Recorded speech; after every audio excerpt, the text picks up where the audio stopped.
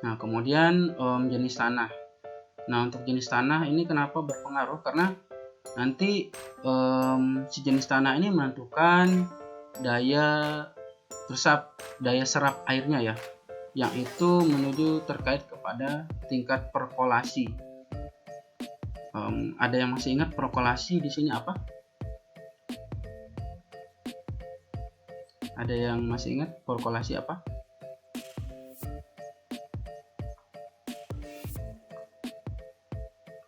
Oke, masih belum ada yang ingat ya. Ya, jadi jenis tanah ini berpengaruh ke daya serap air atau tingkat perkolasinya, karena semakin nanti porus suatu jenis tanah atau semakin gembur gitu, maka tingkat perkolasinya semakin tinggi. Nah, akan berbanding terbalik ketika jenis tanah bentuknya adalah bentuk teksturnya adalah tidak porus atau dia padat seperti tanah-tanah lempung, itu maka daya serap airnya atau tingkat perkolasinya lebih rendah. Hal ini terkait ke konsumsi air dari tanaman-tanaman yang ditanami pada suatu area irigasi. Karena makin tinggi tingkat perkolasinya, maka kebutuhan airnya makin banyak. Kemudian semakin rendah tingkat perkolasinya, ya otomatis kebutuhan airnya juga semakin rendah. Nah, seperti itu. Jadi nanti jenis tanah itu dibedakan menjadi 3 ya teman-teman. Ada jenis tanah lanau, pasir, dan lempung. Nah, yang saya maksud tadi porus itu adalah jenis tanah yang pasir. Kalau di areal persawahan kita itu ada jenis tanah yang dominan pasiran, maka kebutuhan airnya makin lebih banyak. Nah, kalau jenis pasirnya lempung, nah kayak kita ya, yang dominan lempung ini di areal persawahan kita di Indonesia, terlebih di NTB jarang yang pasiran, kebanyakan lempung, yaitu kebutuhan airnya menjadi lebih sedikit daripada jenis tanah yang berupa pasir. Nah, setiap jenis tanah memiliki tingkat permeabilitas dan daya serap air yang berbeda-beda, gitu ya. Kemudian cara pemberian air. Berbicara cara pemberian air ini terkait dengan penerapan saluran yang digunakan untuk mengalirkan air irigasi. Seperti kita tahu ya teman-teman, jadi untuk saluran irigasi itu ada yang menggunakan saluran tertutup, ada yang menggunakan saluran terbuka. Nah, ini terkaitnya kemana? Kalau saluran tertutup atau terbuka itu kan mempunyai karakteristik yang berbeda ya. Nah, karakteristik yang menonjol di sini yang terkait dengan kebutuhan air adalah apanya? Yang terkait itu adalah tingkat evaporasinya. Jadi kalau saluran tertutup kan tidak langsung terpapar matahari ya, dibanding saluran terbuka. Jadi intinya adalah kalau saluran tertutup, maka bisa disimpulkan tingkat evaporasinya itu atau kehilangan airnya itu semakin kecil dibandingkan dengan tingkat evaporasi atau penguapan yang dialami oleh saluran terbuka. Nah, itu jadi pertimbangannya adalah dari cara pemberian air itu ke tingkat kehilangan airnya nanti dari jenis saluran yang digunakan, apakah saluran tertutup seperti pemipaan besi atau PVC, kemudian dibandingkan dengan saluran terbuka yang berupa saluran irigasi pada umumnya, seperti yang kita lihat di lapangan.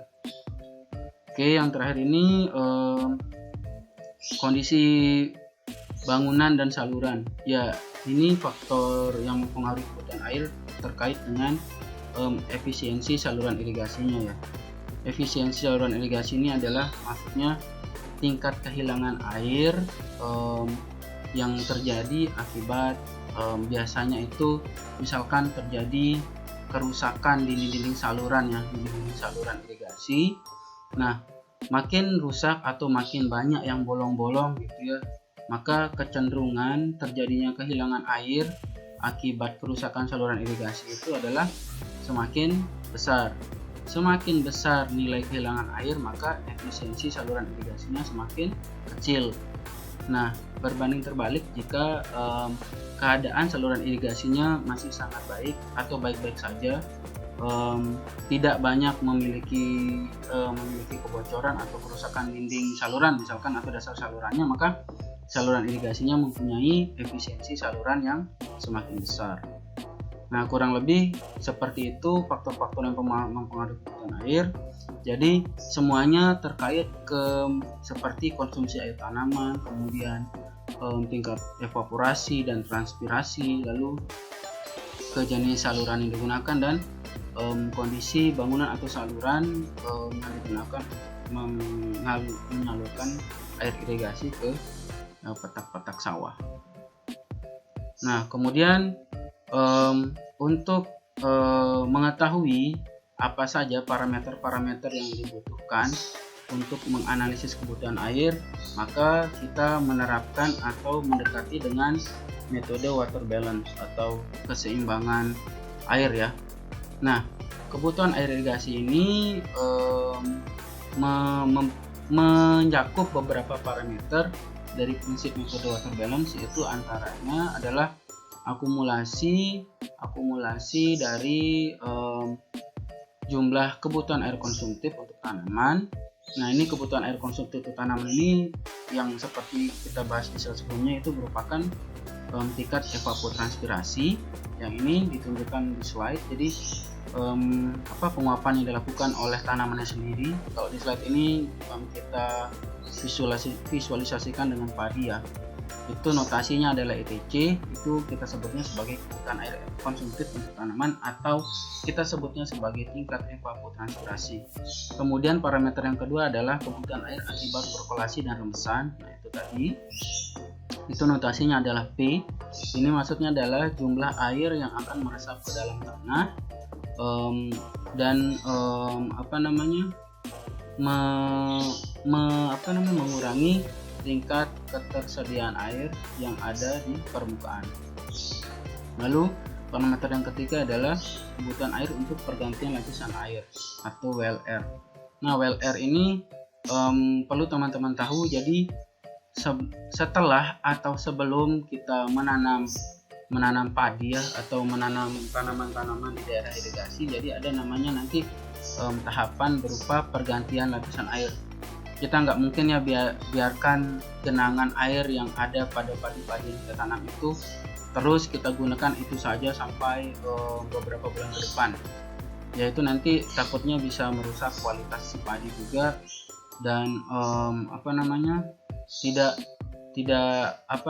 tidak itu yang masuk ke dalam tanah itu tidak memberikan efek yang bagus juga ke tanah yang dijadikan media untuk menanam tanaman-tanaman di area irigasi gitu ya. Makanya dilakukan pergantian lapisan air. Nah, ini juga melarinya ke konsumsi air untuk tanaman-tanaman bersama.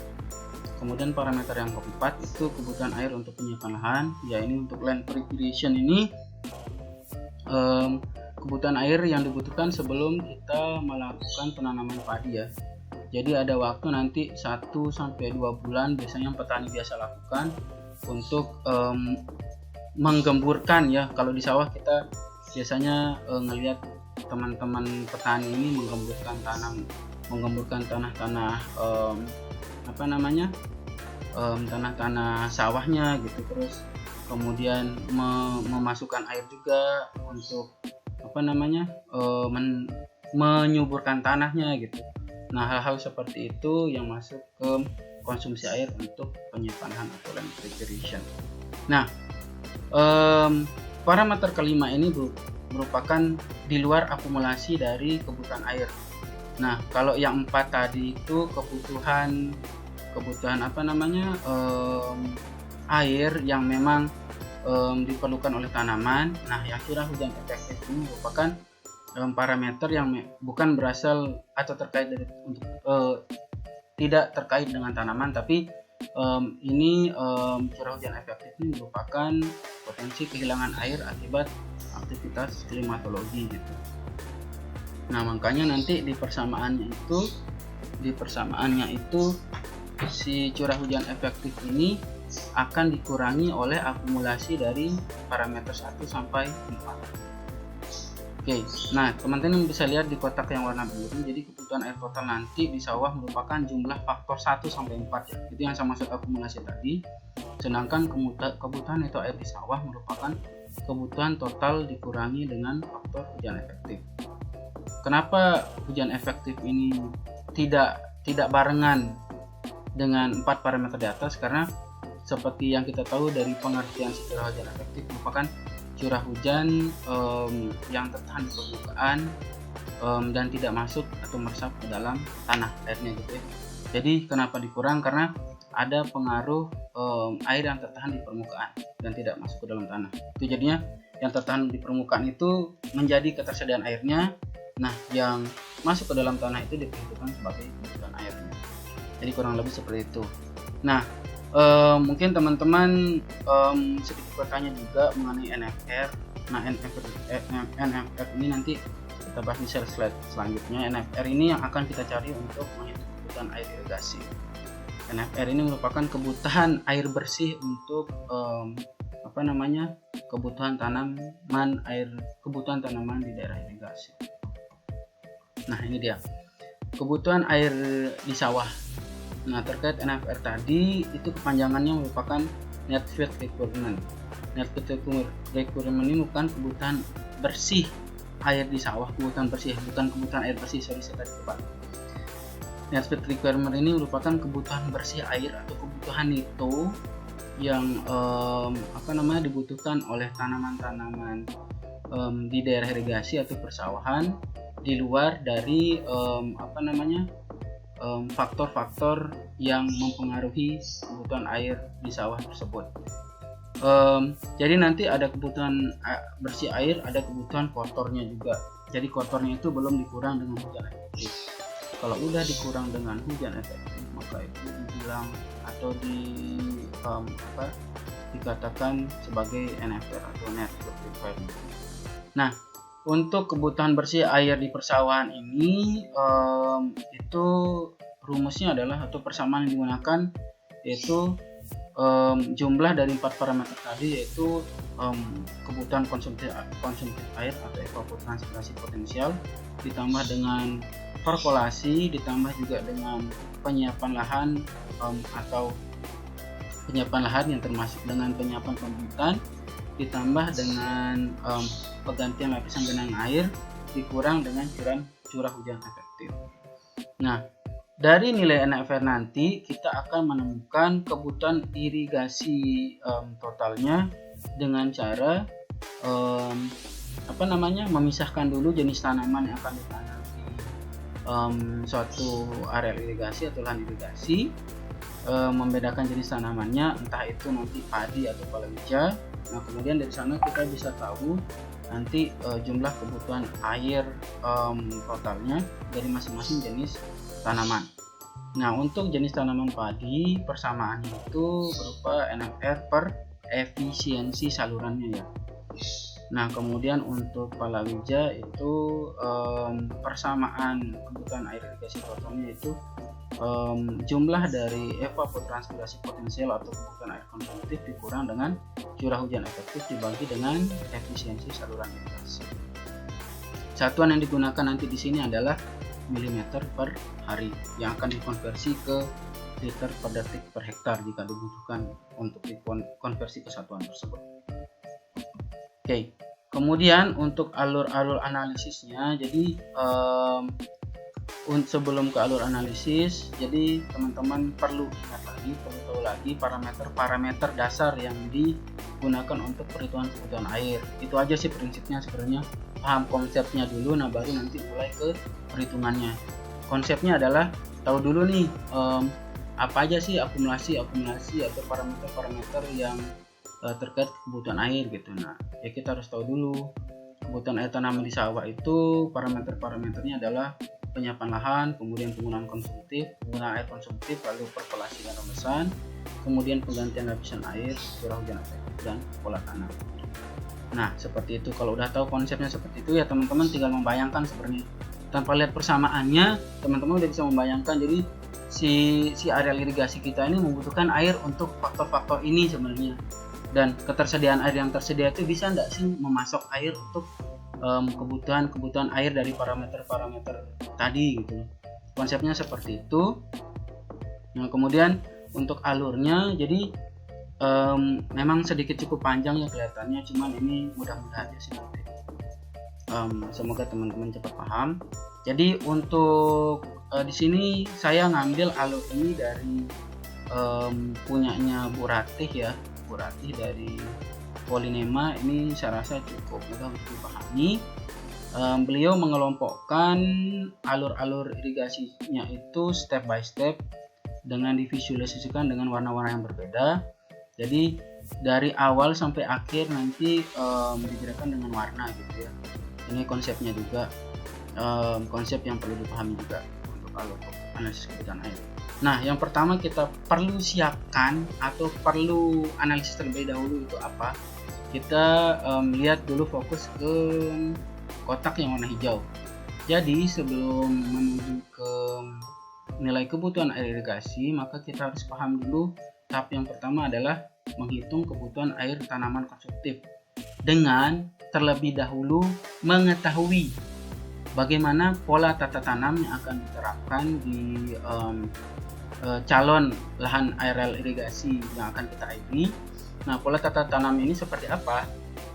Pola tata tanam yang dimaksud di sini adalah kebiasaan petani di musim hujan atau kemarau itu, apakah menanam padi atau palawija, atau padi kemudian palawija, atau malah padi aja semua di semua musim, atau bagaimana gitu. Nah, itu yang perlu kita pahami.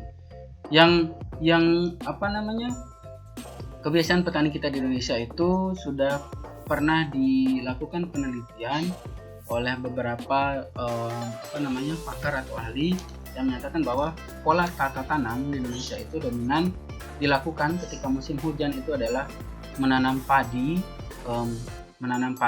lalu pada musim kering itu adalah menanam tanaman palawija. Nah, itu nanti ada skenarionya juga untuk pola tata tanam, tapi yang perlu teman-teman tahu adalah kebiasaan petani menanam di musim hujan atau musim kemarau itu jenis tanamannya adalah apa.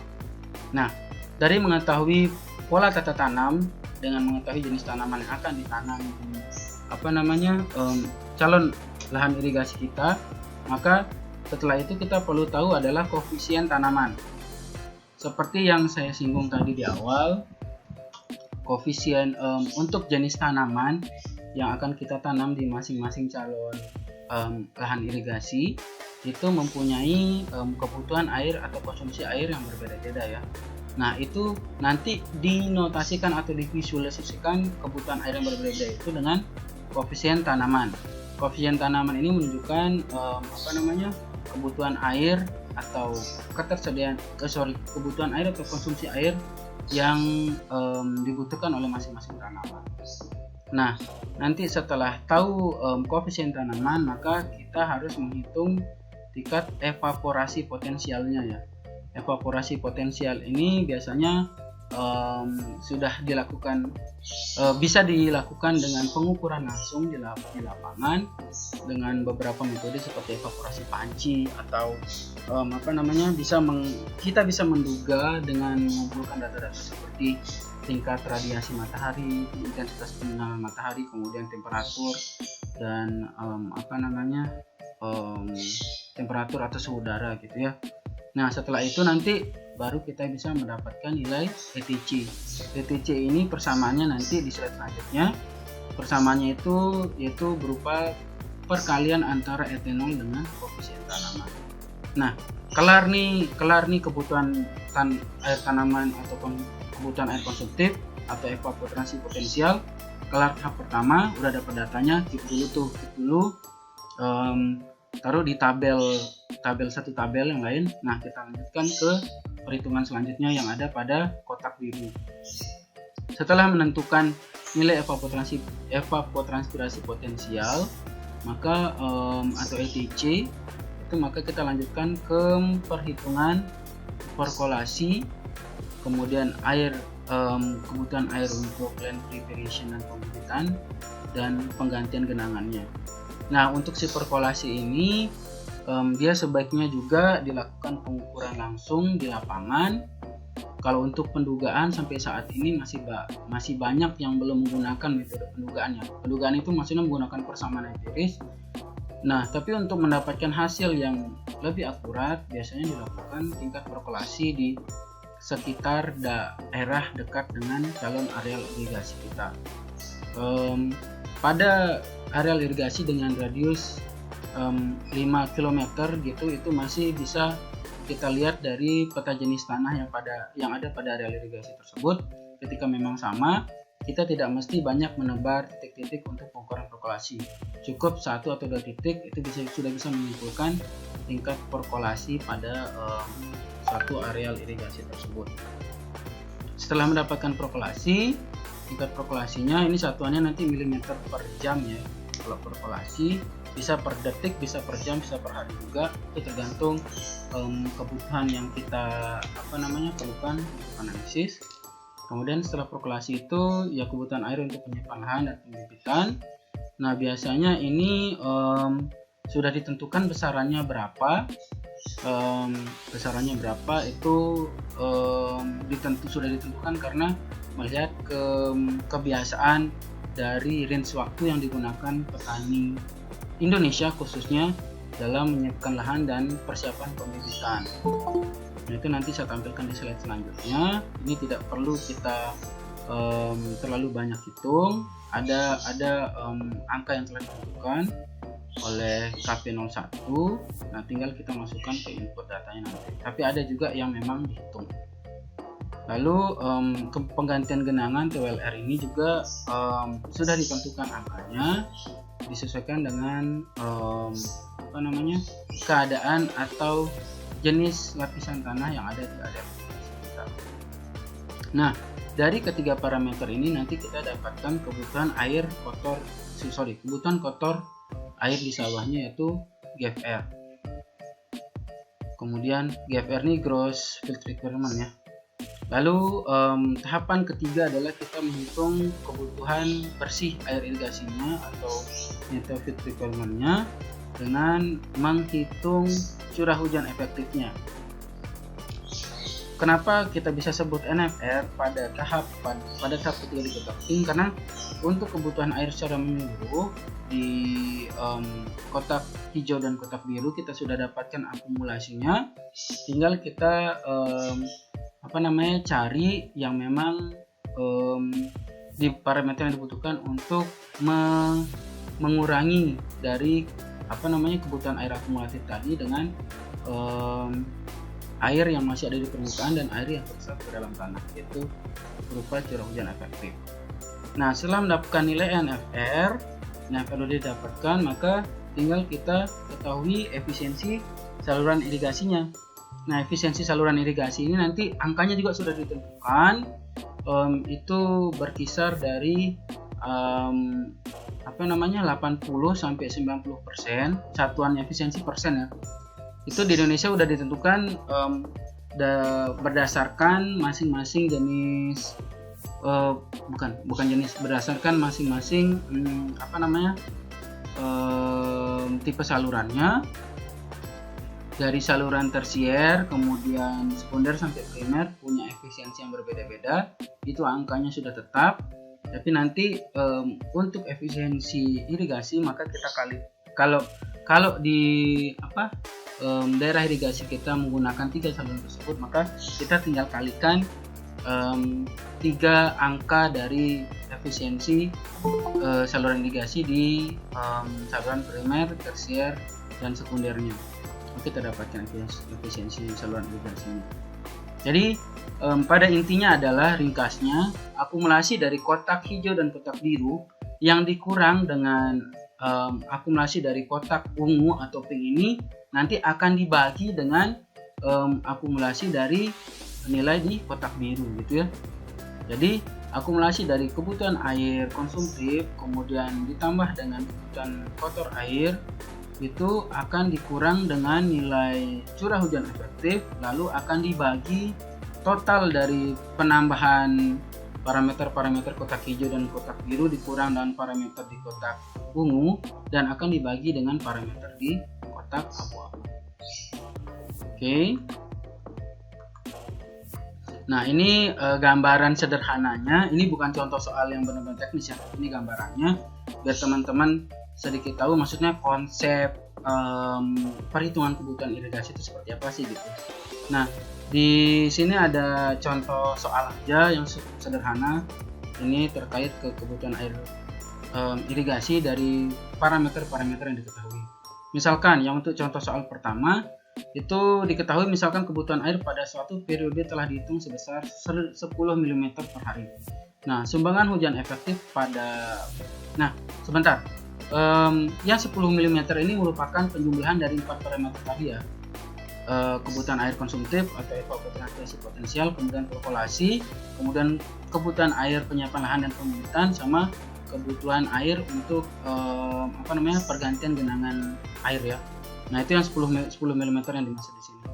Nah, kemudian sumbangan hujan efektif pada periode tersebut juga telah dihitung sebesar 3 mm per hari dan kontribusi air tanah adalah 1 mm per hari.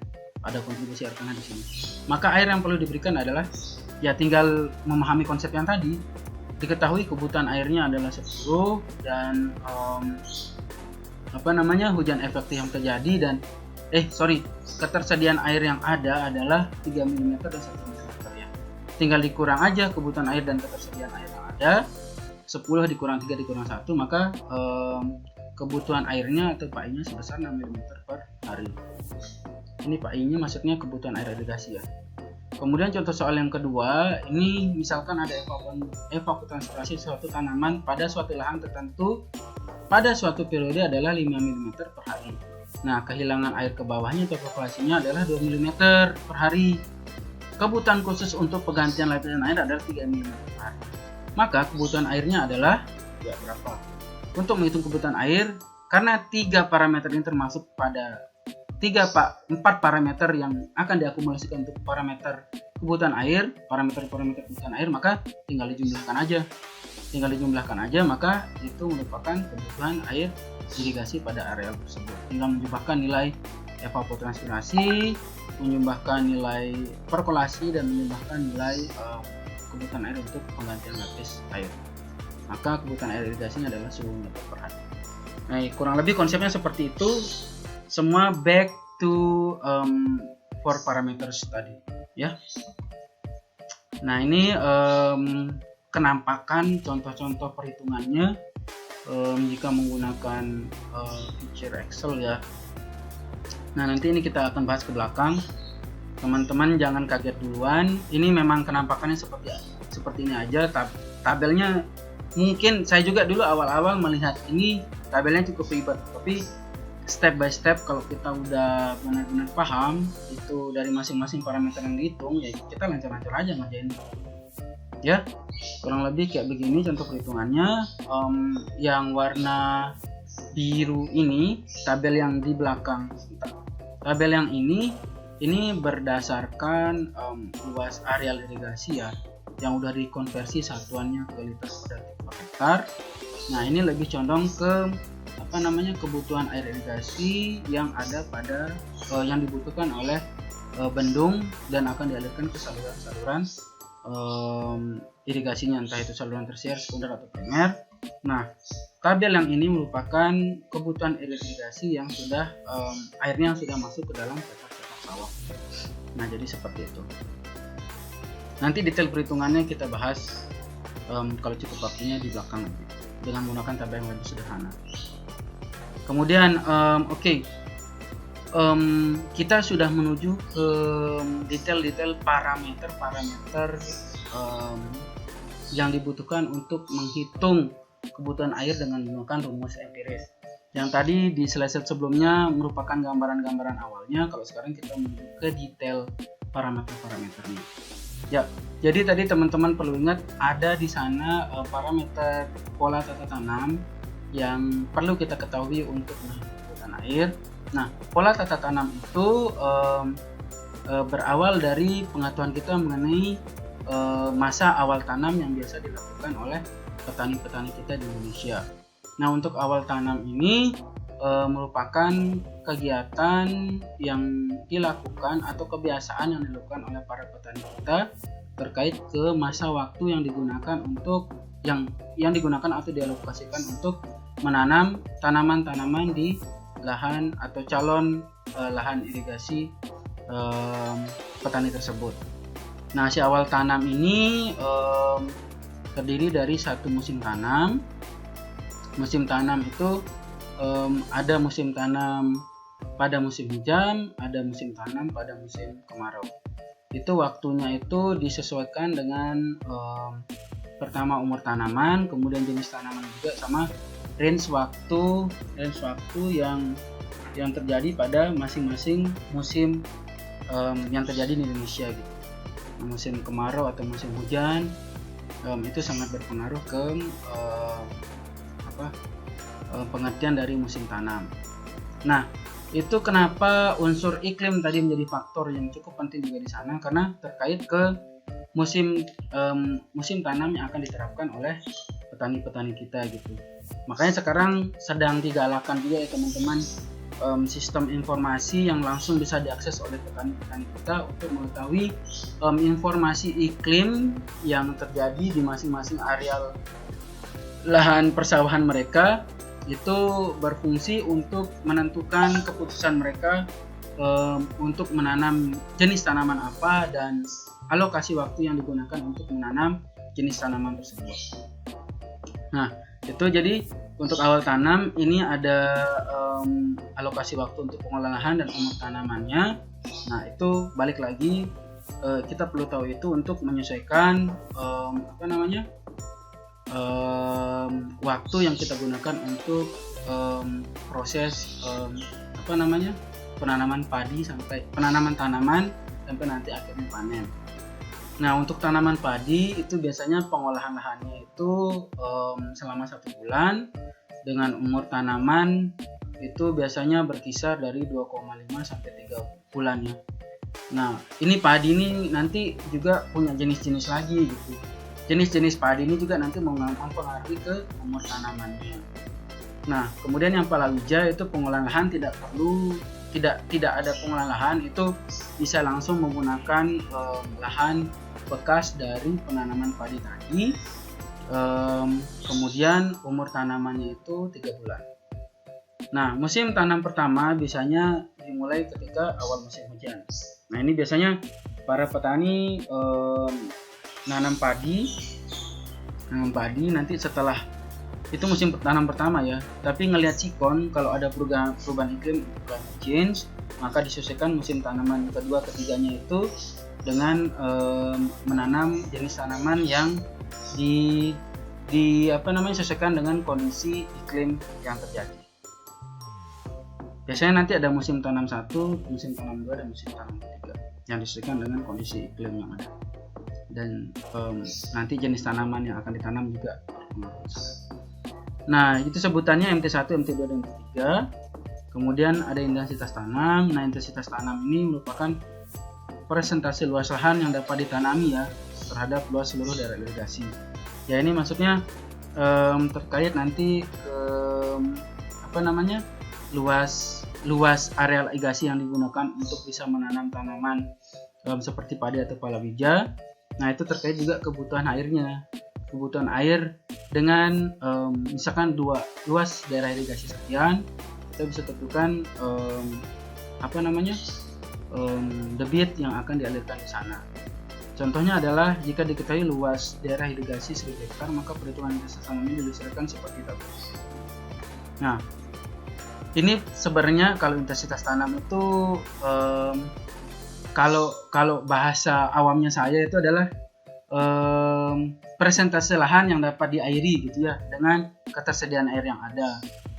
Nah, dari gambaran contoh soal di atas, kalau MT1 itu luas tanam yang diairi 1000 hektar juga, maka ya intensitas tanamnya tinggal dibagi luas tanam yang terairi dibagi dengan luas total daerah irigasi. 1000 bagi 1000 kali 100% sama dengan 100%. Kemudian pada musim tanam 2, nah ini kalau saya tadi singgung di slide sebelumnya, MT1 itu merupakan biasanya MT1 itu pada awal musim hujan, ya kita bisa asumsikan bahwa di sana ketersediaan air masih stabil, maka ya luas tanaman yang dapat diairi juga bisa menyeluruh gitu ya, sesuai luas total daerah irigasinya.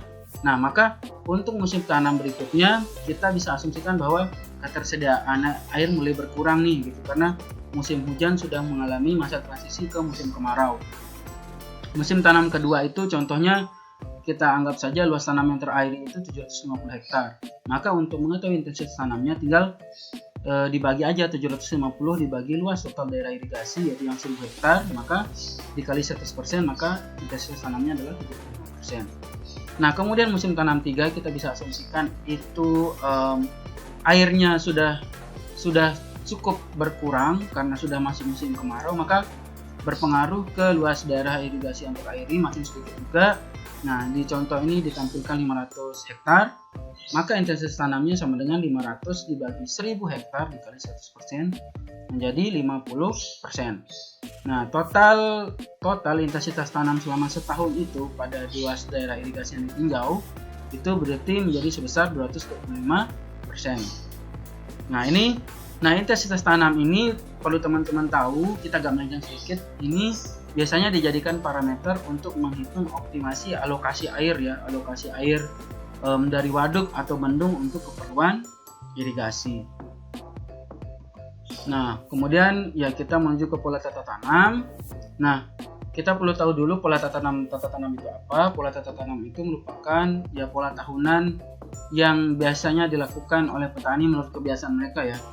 Nah, pola tahunan kombinasi jenis tanaman di satu lahan irigasi yaitu pola tata tanam.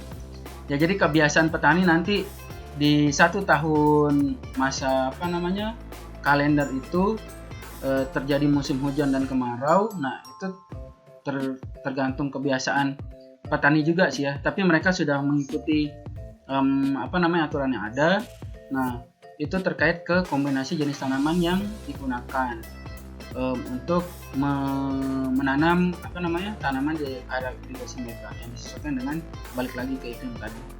Ya, jadi intinya pola tata tanam merupakan pola tahunan kombinasi jenis tanamannya yang dilakukan di suatu lahan irigasi. Nah, untuk pola tata tanam ini kebiasaan petani kita di Indonesia itu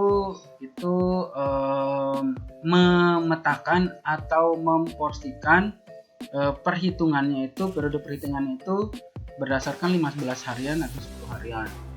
Seperti beberapa artikel yang pernah saya baca, jadi kenapa ada perbedaan di sini? Ada yang 15 harian Pak, ada yang 10 harian. Ya, itu balik lagi tergantung petani biasanya dari dulu melakukan kebiasaan seperti apa, dengan menyesuaikan kondisi iklim di sana seperti apa. Nah, itu yang membuat mereka ada beberapa daerah yang memiliki perbedaan untuk periode perhitungan penanaman jenis tanaman atau kombinasi jenis tanaman di suatu lahan irigasi. Di daerah sekitar Jawa Timur sampai ke timuran ada beberapa yang menggunakan periode perhitungan 10 harian. Nah, ada di daerah yang barat-barat, Jawa sampai ke Sumatera kebanyakan menggunakan periode perhitungan 15 harian. Tapi kalau saya rasa semua dua-duanya itu nggak ada masalah sih. Tapi kalau saya lebih sering menghitung dengan data yang 10 harian karena kita bisa lebih mengontrol dengan data yang lebih panjang. Nah, nanti teman-teman akan berhadapan dengan data-data bukan data curah hujan harian atau debit harian lagi, tapi data curah hujan per 15 harian atau setengah bulanan bahasa kita, dan data 10 harian atau data dasarian bahasa kita.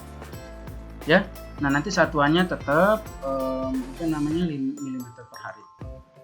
Nah, ini pola tata tanam yang saya maksud yang biasa terapkan di Indonesia. Jadi disesuaikan dengan kondisi iklim yang terkait ke jumlah ketersediaan air pada suatu daerah irigasi. Nah, kebiasaan petani kita ketika tersedia air yang cukup banyak, mereka biasanya menerapkan pola tata tanam yaitu padi palawija. Kenapa di sini ada padi palawija? Nah, tadi kita membahas MT1, MT2, MT3 ya, musim tanam 1, musim tanam 2, musim tanam 3. Ya, maksudnya di sini adalah padi palawija berarti padi di MT1, padi di MT2 dan palawija di inti 3 gitu. Kalau kondisi ketersediaan airnya cukup banyak. Kemudian kalau ketersediaan air dalam jumlah yang cukup atau di transisi antara musim hujan ke musim kemarau, maka biasanya diterapkan pola tata tanam padi, dan bera atau beru ya. Nah, kayak tadi padi itu musim tanam 1, padi lagi musim tanam 2, dan bera pada musim tanam 3. Ada yang bertanya mungkin bera itu apa? Bera itu kita bisa samakan dengan istilah kosong ya.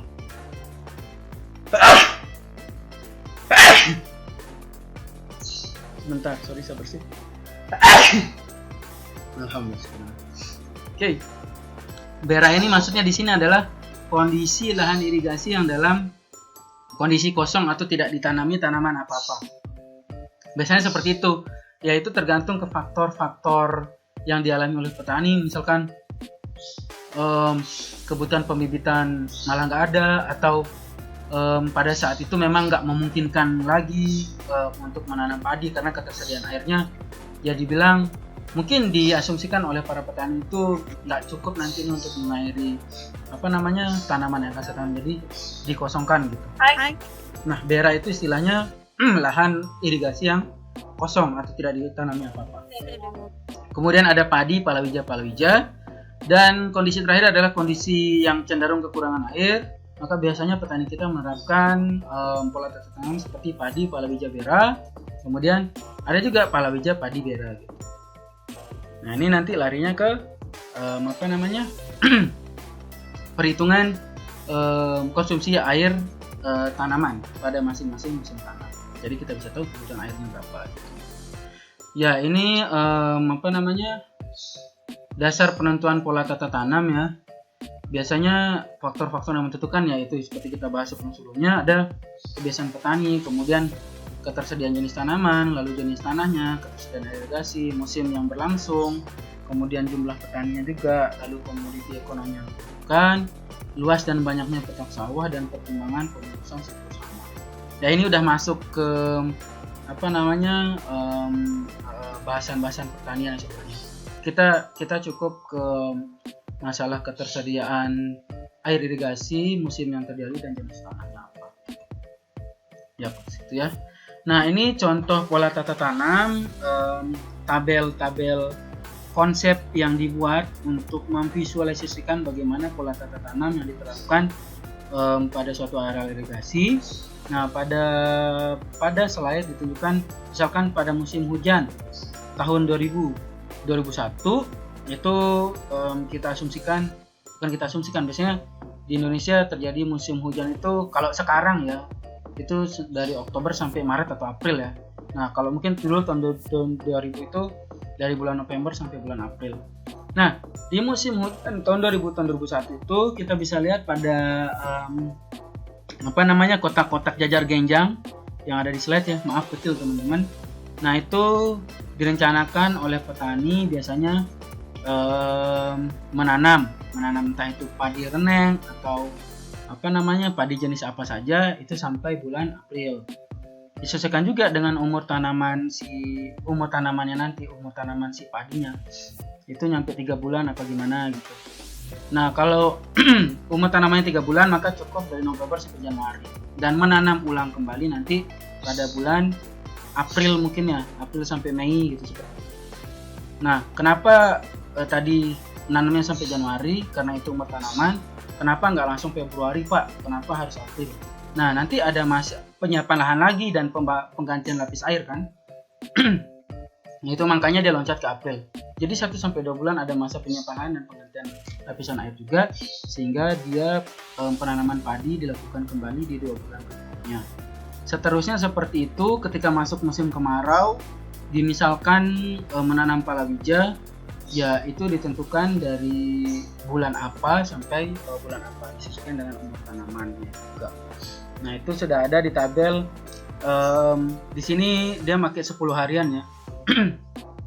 Jadi 10 hari pertama, kemudian dikumulatifkan menjadi 20 hari pada bulan pertama sampai 30 hari pada bulan pertama, dan seterusnya. seperti itu, seperti tabel perhitungan kebutuhan air yang di depan tadi. Nah ini untuk lebih jelasnya. Nah ini teman-teman bisa lihat N ini merupakan singkatan bulan ya. N ini November, D ini Desember, J ini Januari, F ini Februari, dan seterusnya. Kemudian 1212 ini menunjukkan setengah bulanan dari alokasi waktu yang diterapkan untuk proses penanaman tanaman di area lahan irigasi. Setengah bulanan pertama dinotasikan dengan angka 1, setengah bulanan kedua dinotasikan dengan angka 2. Nah ini yang kalau menggunakan prinsip setengah bulanan. Kalau yang barusan yang tahun 2000 yang ini itu menerapkan 10 harian. Kalau yang ini 15 harian. Nah di sini kita bisa lihat jelasnya yang jajar genjang yang diarsir itu ada LP. LP ini land preparation atau penyiapan lahan. Itu dialokasikan di sini adalah 2 bulan, yaitu di setengah bulan kedua dari bulan November dan setengah bulan pertama di bulan Desember. Kemudian dilakukan penanaman padi yang berkisar 3 bulan, itu dari setengah bulan terakhir di bulan Desember sampai setengah bulan pertama di bulan April. Kemudian jika ingin menanam lagi maka dilakukan land preparation atau persiapan penggantian lapisan air dan kemudian sampai nanti di musim kemarau itu beralih ke penanaman palawija. Oke. Nah, koefisien tanaman. Nah, koefisien tanaman ini tadi terkait ke apa ya teman-teman? Ada yang masih ingat? Halo?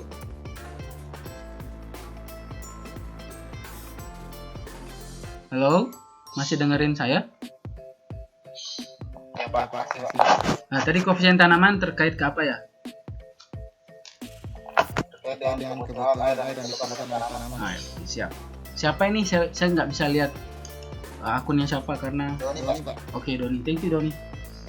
Ya, betul ya. Seperti katanya Doni, koefisien tanaman ini terkait dengan kebutuhan masing-masing tanaman untuk kebutuhan airnya.